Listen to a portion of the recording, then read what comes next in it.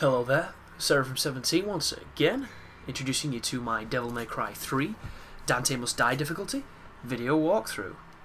This is mission 11, and this is entitled Revenge.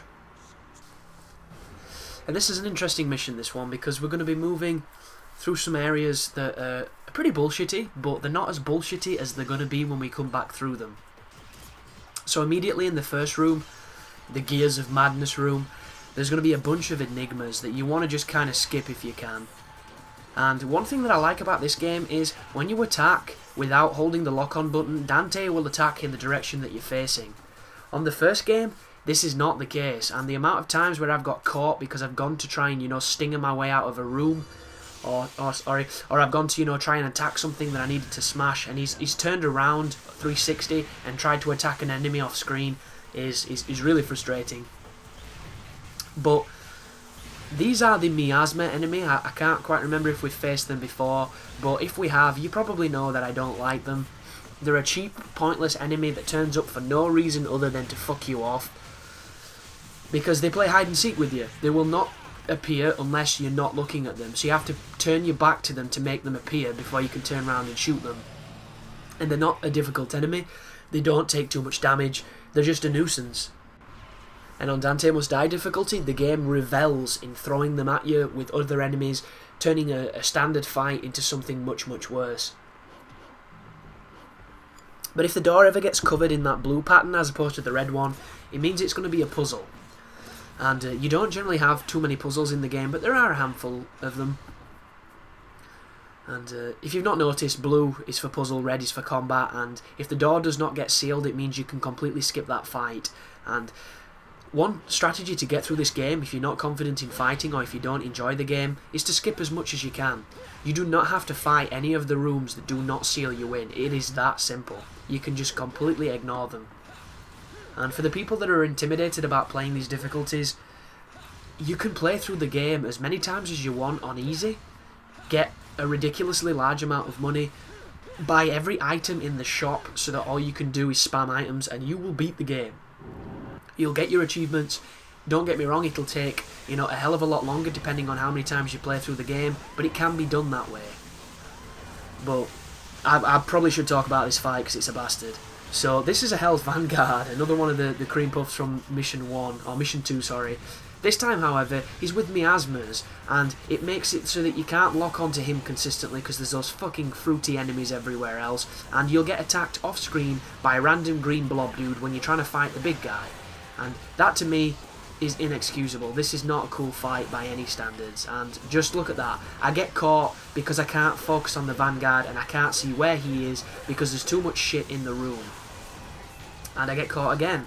So, 3 hits from this dude and you're in trouble. And the miasma catches me. I mean, just look at this bullshit. How is this fun in any modicum? It's just fucking stupid.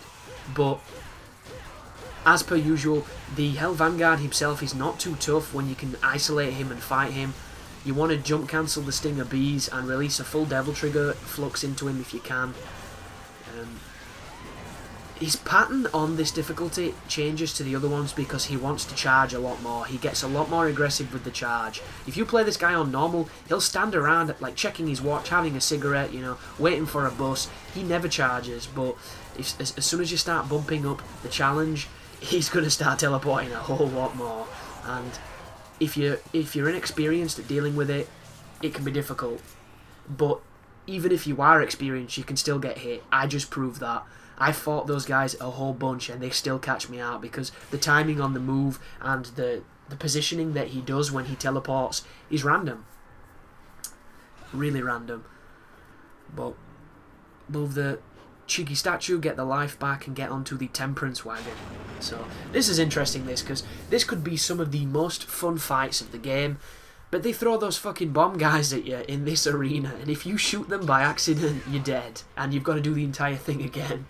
And it's so anticlimactic when you beat up a bunch of guys really well, and then you shoot a fucking giant wart dude, and he blows you up and you die. It is really gay. But the first fight, as you can see, is 2 lusts and a gluttony. And what you want to try and do, which I'm failing to do, is you want to isolate them to stop them from attacking you. And Ultimate Tempest works wonders on this map, but You'll notice it took me 2 lust attacks to figure it out, because I just could not get the tap down. He would not do the move. And it could be because I'm bad at tapping or I'm lazy, who knows. But the next one is 3 lusts. And if you're wondering why I did the real impact, it was a mistake. I meant to do that move there where you smack the ground, but the direction must have been off on my analog and I ended up doing the wrong move. And look at this. Who thinks this is cool? We'll put an Enigma shooting at you from the other side that you can't attack unless you shoot, and you're too busy jumping away from the dudes on the platform trying to punch you. So strange.